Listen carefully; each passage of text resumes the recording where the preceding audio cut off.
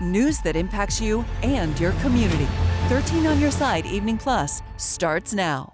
Good evening, everyone. I'm Julia Gorman. Welcome into Evening Plus. We're so glad you're here with us as we continue to recap the news of day to day on this Wednesday. Let's take a quick look here at what we'll be talking about. Of course, we're continuing to closely monitor what's happening in the Christopher Schurr trial. He's the former Grand Rapids police officer accused of second-degree murder in the death of Patrick Lyoya. We continue to have crews there each and every minute of the day, so we will check in with our Callie, Riley, and Josh about what we saw happen at the courthouse today as we're still awaiting a verdict. Then it's been 1 year today exactly since a tornado ripped through Portage and the Kalamazoo County area. We have a look at what exactly happened that day and the progress that's been made since then from our chief meteorologist, Samantha Jacks. We'll get a quick look at our incredible weather for the Mother's Day weekend and then some fun with some little ducklings to wrap up Evening Plus. First, of course, we will start with that trial. No verdict still as deliberations continued into a third day today in the trial of Christopher Schurr. They started early afternoon Monday, and once again, jurors were sent home today after they announced they were deadlocked yesterday and unable to reach a decision.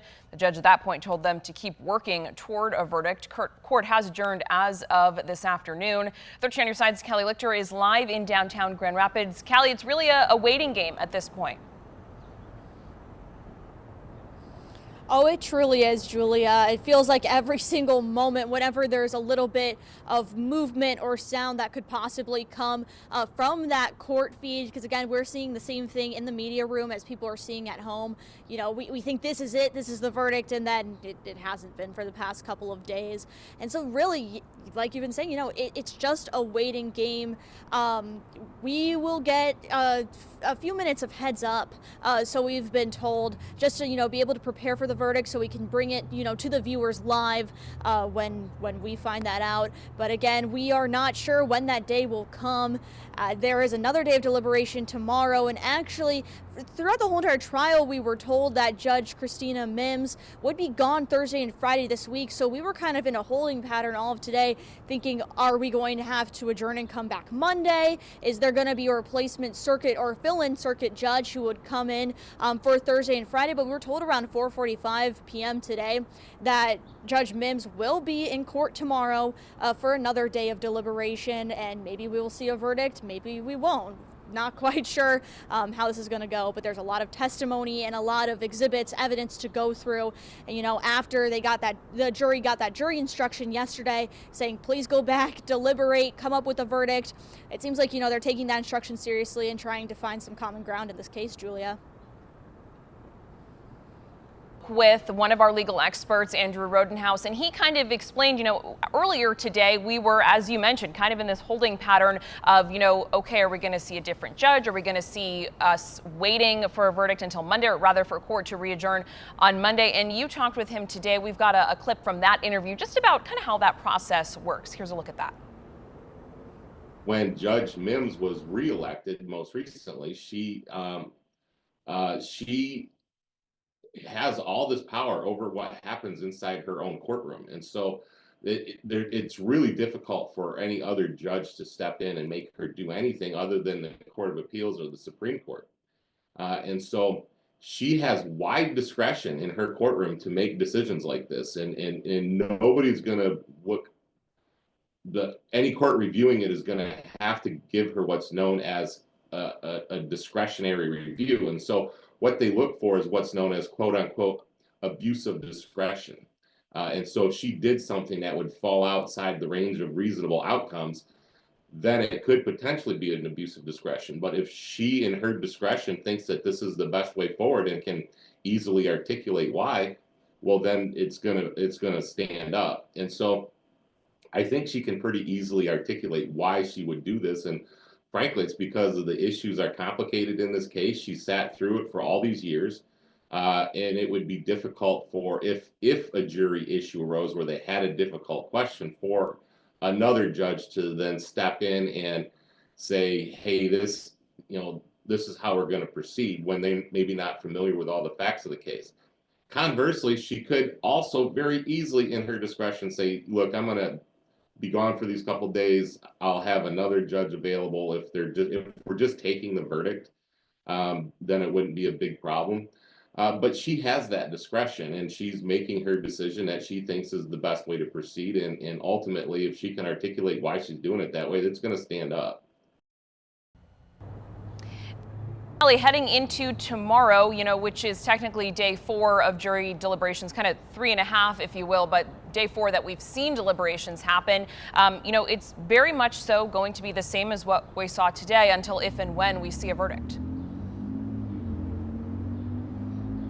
Yeah, I mean, you're exactly right, Julia. It's just, like you said, the if and when. We don't know. Again, we're not in the minds of those jurors in that jury deliberation room. It is only the jury to help, not taint anything, not get other things in their head that wasn't said during trial. So it's really just those 12 members in that room deliberating for hours and hours and hours on end. So again, we don't know what they're thinking. We don't know at what process they're at. I said in my story that I did earlier today, yesterday they came back saying they were deadlocked. Today we heard nothing. We heard nothing for the full time we were sitting in that courthouse. So we don't know how far along they are in the process, what they're thinking, when we can expect that possible verdict to drop. But the fact that Judge Mims is going to be there tomorrow for the next day of deliberation must show some sign, that the ball is rolling, that we're not waiting till Monday. We're going to continue on these days until we get that verdict, Julia. Kelly, thank you so much. And of course, you will be there bright and early once again tomorrow. We have continued to see protest demonstrations outside the courthouse since the very first day of trial, which was last Monday. Yesterday, Tuesday, things did get quite heated. One person we know from authorities was arrested. Today, things simmered down just a bit as we continue to wait for that final decision. 13 on Your Side's Josh Albertus is also live in downtown Grand Rapids for us. And Josh, you reported on what we saw happen yesterday and also today. How would you kind of describe the change in climate from one day to the next? It is a very, very different scene behind me, Julia, than when we were here talking to you on Evening Plus yesterday. There were still some people out here, but at this point today and for about the past half hour, there's not a single demonstrator left, assumedly until the jurors come back for deliberation tomorrow. So a very, very different scene, and you kind of have to ask yourself whether or not that may or may not have been because of what happened yesterday, and whether people did not want to repeat the kind of scene that we saw yesterday. As you said, we heard from police. They said that one person was arrested for fighting yesterday. We kind of saw the groups merge together, and that's where the lot of the tension kind of boiled over, and we saw police intervene for a few minutes there, and that's the kind of scene that we saw yesterday, but a lot less tension, it seemed like, today. But even with that, there were still a sizable number of people out here demonstrating into today, even given what happened yesterday. So our team spoke with some of them to see, kind of why they were out here today continuing to do this. We talked to someone who was, just 11 years old out here demonstrating for this cause, and also someone who said they had retired, but they had been in their 29th year of service to the GRPD. And so we talked to those people, see what they had to say when they told us about why they were out here. I don't get it because he was on the floor. If he was on the floor, there was no reason to pull the trigger. Looking at that video, he had to make a decision, and I believe that he was in fear of death. That was wrong for the officer. Now imagine if that was your family member, you would be sad. I have nothing but love for everybody involved, and I am very sorry that they lost somebody in their life, but I also see how much the Schurr family is also losing. And so certainly a different scene, it seemed like, as I said, Julia, from yesterday compared to today. But, whenever we do get a verdict, I mean, all eyes are going to be on, how the community reacts when a decision, or perhaps lack of a decision, if it is a hung jury in the end, how the community responds to that, Julia. And Josh, I was especially moved by that young boy that we heard from in your story today. Most of what we've seen has appeared to be adults, but this is a story and a case and a scenario, on both sides that really has impacted so much of our community, from our young people, through every age of adult. I was certainly, a little taken aback by hearing from, such a young boy about this case, but it really is a scenario that so many people feel moved by. That's why we've seen those, those protests, those demonstrations, the signs, the chanting, everything continue into an 8th day today. It was absolutely, I mean, telling that we had such an age range out here. I think, it kind of speaks to, how much, this trial and what has unfolded in the last few years has really impacted the community and weighed on many people in the community of seemingly all different ages, as we saw the age range there today. But there's also, a range of, at the same time, people where they kind of stand when they come out here for these demonstrations, or where they stand on, the case or the issue at all. You have people, of course, that are supportive of the Loyola family, of Patrick Loyola, who lost his life. You have people who are supportive of former Officer Schurr. But in addition to that, we've also heard a lot of people, kind of expressing these sentiments of, we just hope it kind of stays peaceful.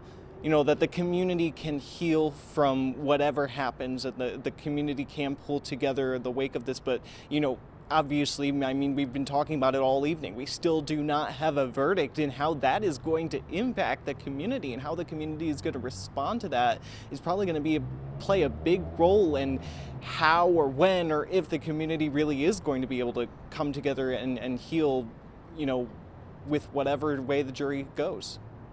Absolutely, Josh. I know it sounds redundant, but we really are in this pattern of wait and see. And you will also, once again, be continuing to cover this story for us as we head into tomorrow, day 9. Josh, thank you so much. And I do want to mention a moment that you may have seen on our newscast yesterday, or maybe early this morning, where there was sort of a white powder that was dispersed into the air when protesters were getting more heated yesterday. We did speak with the Grand Rapids Police, and that was deployed by a police officer, and that was a warning powder. There was no side effect or harm to that being sprayed. It was kind of just a moment of, all right, back up, like, let's all take a breath. But that was a piece of video that I've seen circulating, across news stations in our entire community, on social media, and something that I know could maybe spark concern. So something I wanted to point out there that we did learn late last night. 13 on your sides, Riley Mack is also live for us in downtown Grand Rapids. Riley, you have also been sitting there in the courthouse day after day. And, today we really didn't see a whole lot happen. Obviously the jury room is a separate scenario, but what were some of the things that you took away from, being there for another 8 hours today? Yeah, absolutely, Julia. The biggest takeaway is that it's been a really long day, and I can certainly attest to that. We just wrapped up day 8. Now we are, definitely going into day 9 of this trial. And the end of the day today marked 18 hours of jury deliberation. So let me tell you about my role here. I am waiting outside the courtroom to try to get in to see that verdict, to see the reaction of all of the people involved in this case. We only have one camera allowed in that courtroom, so we need someone inside to be able to capture all of the reactions. And it's a small courtroom. As I've said before, there's 44 seats in that courtroom, and a lot of those are reserved for the family members. So I have to wait in line all day to try to get a spot in there. And that's what I did from 7:15 a.m. to 4:45 when that courtroom closed, to hear absolutely nothing, because we had jury deliberations today, and we didn't hear anything from the judge talking about it. And so I've spent my day surrounded by supporters on both sides of this, Schurr family supporters and supporters of the family of Patrick Loyola, who have been waiting for a seat in that courtroom. And let me tell you, patience is wearing thin for sure. I think that started yesterday around 3 p.m. when we had the judge come out and say, the jury is deadlocked. When that happened, the reaction, there were some gasps in the courtroom. There was also some groaning and eye rolls. And I think the patience has started to wear thin since then, just knowing that, we don't know if the jury is getting any further towards a verdict. The judge certainly made it clear to the jury that she would like to see a verdict. She said that when they were leaving, like, please get to a verdict. And one thing is for certain, for sure, is that, the jury is obviously taking this seriously. If they're spending 18 hours deliberating over that evidence and going over this case, they're taking this seriously.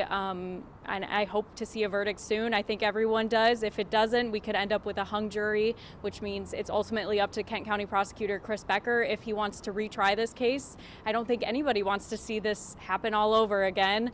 But yeah, one thing's for certain too is that, both of the attorneys put forward a good case if the jury is spending this much time arguing about it.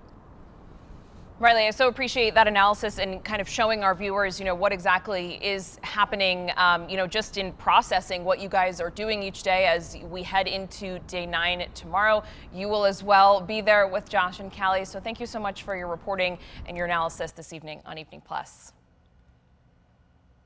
And we, of course, have everything you need to know about the trial on our website, on our YouTube page, on 13 Plus. If you are missing any moment of the trial, you can go back all the way to day 1. We have everything clipped for you, recaps put together on Evening Plus. So if you are looking to learn any bit of information about how we've gotten to this current moment, we have that on all of our platforms for you. 13 Plus, our YouTube page, our website, in both a written and video form. We are going to take just a quick break, and then we will get into some weather, and also we'll look back at the Portage tornado from 1 year ago today.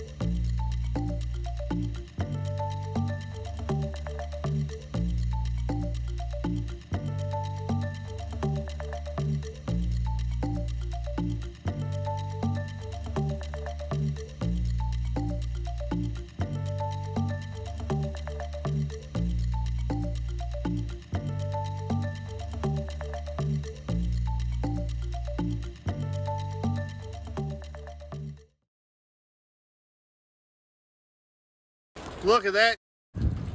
Like it right off in movies. For a second I thought I was gonna die because I started seeing light coming through the ceiling and stuff. So she went with this room right here. And then Mark ended up in the yard. Meteorologist Blake Hansen is here with me now, and those were immediate reactions following the Portage tornado 1 year ago today exactly. It happened at 5:55, so just in the last hour, really, to the exact minute. That storm, 135-mile-per-hour winds, a path of destruction 11 miles long. We all remember this day quite vividly. We're going to talk about it in a moment, but first, Chief Meteorologist Samantha Jacks takes a look back and also a look at the progress we've made since then. 1 year after an EF2 tornado tore through the heart of the community, leaving behind a trail of destruction and lasting impact. It has changed the perspective, I think, for every resident of Portage when you hear the tornado sirens go off or you see a tornado hit another community. It's certainly become a much more of a reality. In the hours immediately following the storm, members of the community and first responders rushed door to door. And we were very fortunate that we did not have any fatalities. There were certainly some injuries. But we really came out unscathed by way of significant personal harm. Tree loss was massive, an estimated 48,000 trees gone, changing the landscape of Portage. Some they were able to pick up the pieces and kind of get back within a few weeks. Others are still struggling to put their home or their structure or their business back together. That's after over 600 homes and more than 100 businesses were damaged. Some still working to reopen a year later and funding an ongoing struggle. FEMA, we applied shortly thereafter. It was initially denied. Governor Whitmer did appeal that decision, and unfortunately in mid to late January we received word that that appeal was denied. Local nonprofit and state stepped in to help fill the gap. left denied by FEMA funding. Now, more than $3 million in state aid is being distributed for business and residential recovery. There's always going to be a greater need for financial assistance. The Portage Community Center has been on the front lines since day one. We helped over 400 families in the three weeks immediately following the storm with food, clothing, and personal care items. The ripple effect continues. Food pantry visits up 8% and personal care needs have jumped 27% since this time last year. A lot of families were, why they may have had insurance, were underinsured.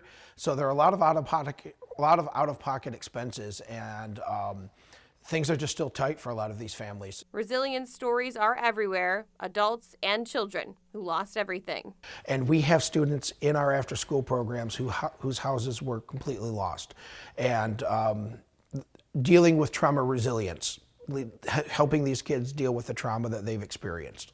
As our severe weather season continues, city leaders say they're more prepared and more aware than ever before. Those tabletop exercises that every community does became far more real. So there is that kind of learned experience now. Listen to those warnings, listen. They're out there to keep us safe. And the City of Portage and its partners say recovery efforts will continue well into this year. For information on how to donate or access services if you are in need, you can go to portagecommunitycenter.org. And there was a ceremony just in the last hour or so tonight to commemorate and look back on this 1-year anniversary. City leaders were there. They gave away tree seedlings, and our Maddie Monroe was there to gather video and speak with people, and we'll have that story tonight at 11 o'clock. And I mean, we all remember this day, and it kind of, you know, I was there, those shots of the Pizza Hut that gentleman was inside of. I talked with him kind of just minutes after that, and I mean, the shock and disbelief and everything, it was wild. The chaotic moments that occurred as that tornado came through. You know, I remember myself, former Chief Meteorologist George Lessons. We were here that day. Yeah. We kind of had a feeling there would be severe weather around, but you know, I don't think there's ever a time where you really prepare yourself that an EF2, a high-end EF2 tornado, in fact, Julia, would rip right through, you know, a part of our area here in West Michigan. And, you know, it's easy for many to, you know, forget about the storm because it didn't impact 99% of our viewing area here in West Michigan. But for that 1% in the track of that tornado in the Portage area, parts of Kalamazoo County, you know, they're still contending with the aftermath even to this day. And, you know, it probably still will be that way for the foreseeable future. So it's just one of those things that, you know, I think one of the sound bites that community director was saying is warnings, warnings, warnings. Always listen to them because, you know, we're really lucky that no one was killed in this tornado. Right. And so that's such a big deal to really listen to these warnings, no matter how you get that information. Because things can just transpire so quickly. Again, those employees that were inside that Pizza Hut, they were working, going about their day, you know, whatever. And then I believe what they told me during that interview, if I can remember correctly, they kind of saw what was happening outside and wanted to get under some protection. So they went to sort of the very back of the store and kind of was out of any way of anything that could fall on top of them. And then they lived through it, and then afterwards came out and saw what kind of had happened around them. And I think it's one last point here is that it's just so important to have a plan just in case. I know it might seem like we go on, and you know, some people, oh, you're sensationalizing things. No, it's all about just in case. That one time that something happens. You never know when that can happen. And even though we don't live in Tornado Alley per se, we get severe weather and we can see dangerous storms such as what happened in Portage a year ago. But, you know, while there's still some cleanup, there's still a lot of things going on for those community members down there. At least no one was killed in that tornado, and hopefully that will, you know, tell others to really listen to these warnings that we try to give out. Yeah, that was something that shocked me. I came here from Oklahoma, which, you know, much more known for tornadoes and that sort of activity. And this was my, you know, first week out there. I thought I got away from the tornadoes. And we've had several tornadoes since. There were more than several just recently this year. So we've had 15, 16 plus tornadoes already this year. And, you know, thankfully they have been on the weaker end of the enhanced Vegeta scale. Still, a tornado is a tornado, and we need to pay attention. And some of those neighborhoods in Portage, I remember driving through, you know, the significant damage you saw there. And then there were other neighborhoods where the tornado didn't pass. and totally fine, totally fine. untouched. And Yep. it's just, that's one of the most shocking things I think about tornadoes. And that tornado in Portage, higher end EF2 tornado, some of the footage there, we call this a multi-vortex tornado, where there was almost different appendix of this tornado coming through the funnel cloud, just indicating such a strong rotation in that mesocyclone, in that supercell tornado that was ongoing again in the Kalamazoo area, the Portage area. So it's hard to believe it's been 1 year. Yeah. So the good news here, if we want to, kind of switch gears Bring it full here, circle, yeah. Bring it full circle, is that we have a very quiet forecast Yes. ahead of us. No severe weather, no real impacts ahead of us over the next week. Which Exactly what the moms deserve. Yes, as we had a beautiful weekend. As we head towards Mother's Day weekend, I showed this yesterday. Nothing has changed, Julia. Thursday, Friday, into the weekend, even into the start of next week, it will be smooth sailing. Some increased cloud coverage as we're pushing later into the evening hours now, the early evening hours. But numbers are still very warm here in West Michigan, 60s and 70s for the most part. Notice South Haven, notice Ludington though. A little chillier. 55. Yeah, yikes. Look towards the thumb. It's only 47 at Bad Axe. Oof. And that's because of the influence of the Great Lakes that generally occurs this time of the year. Powerful lakes. Yeah, the wind is out of the north and east, and yes, that's an offshore wind for us at the lakeshore, but the wind is pretty light today, and that's allowing the lake breeze to impact some even at Lake Michigan, despite the general flow out of the north and east. We have a cold front coming through right now. It's moisture starved, meaning there's not a lot of rain associated with the front coming through West Michigan, the southern Great Lakes. Still can't rule out a limited shower, isolated shower this evening through tonight, but most spots will stay dry. Really, it's just a matter of getting this front through the area, and then come tomorrow, high pressure builds in from the north. We'll have sunshine all day long. It's going to be a beautiful day, just slightly cooler tomorrow. We're in the 40s tonight. Yeah, we'll be falling into the 40s by the end of the night. Tomorrow, lower 60s at best. I could see. But see, that's not, we're not, it's not like it's going to be 32 degrees outside. No, it's not going to be. We can take it. We can handle that. And then with the sun around, it's going to feel really nice. The sun Yeah. is very strong now. We are in the second week of May. Well, almost in the second week of May. Also, another beautiful day for tulip time. Today's been great. A lot of people out there. Tomorrow's another day to get out and enjoy the tulips that are just in full bloom. It's a beautiful festival this year. And we're going to continue the quiet weather really through the weekend. If there's two things that we'll keep an eye on, that's really being aggressive, I think, here, is there is the potential for morning frost on Friday. We're going to fall into the 30s Friday morning. It'll be briefly on the chilly side. Again, that's why we say don't plant until Mother's Day. That's the rule of thumb here. But if you have, no worries. Just make sure you protect any plants, any vegetation you may have. Otherwise, the only other thing on Saturday is that there will be another cold front coming through. This cold front is kind of washing out, we call it, as it sweeps through the Great Lakes region, meaning that it's just losing its steam. Is it possible we spark off a shower or two on Saturday? I suppose so. I really just don't think much of it at this point, despite even what you're seeing on the map here. I think that's being well overplayed. Mother's Day, though, that's for sure going to be a nice day. Gorge. And look at the numbers. Yeah, we're going to be in the, despite that cold front trying to come through Saturday, again, it washes out. It doesn't cool us down at all. We're back into the 70s Sunday, and we might be near 80 in those warmest spots early next week. This is the 6 to 10 day outlook. So this goes from the 13th to the 17th, middle of May. The darker shades of red right over us. Woohoo. And again, I said this yesterday. This is from the Climate Prediction Center. This is just showing that there's a better probability we're going to have more days than not in that 4-day span in the middle of the month where we're above average. And does that map there where we're in the darkest red, like some of the states to the south, are they cooler than us, or is that not how that works? Well, it's just in terms of compared to average for that specific area. So no, technically, gotcha. Okay. Oklahoma, Arkansas, Texas, they'll be warmer than us, Gotcha. but they might be closer to their respective average at this point of May compared to us. Their average, I would assume, offhand, probably well into the 70s, if not even near 80, lower 80s at this point of May. They might be closer to that number compared to us. Average in the middle of May is right around 70. Gotcha. We might be near 80. So that's the difference there. But regardless, quiet forecast. I mean, look What more can you ask for than that? I can't wait for this weekend. We're on cruise control here in the weather Yeah. department, which is so nice compared to, a year ago. Yeah, absolutely. All right, Blake, thank you so much. We love that forecast. Thanks so much for being here with us on Evening Plus. We will be here right back at the same time tomorrow, 6:30, live on 13 Plus. You can watch for free, download on your TV. We'll see you back here tomorrow. Have a great night.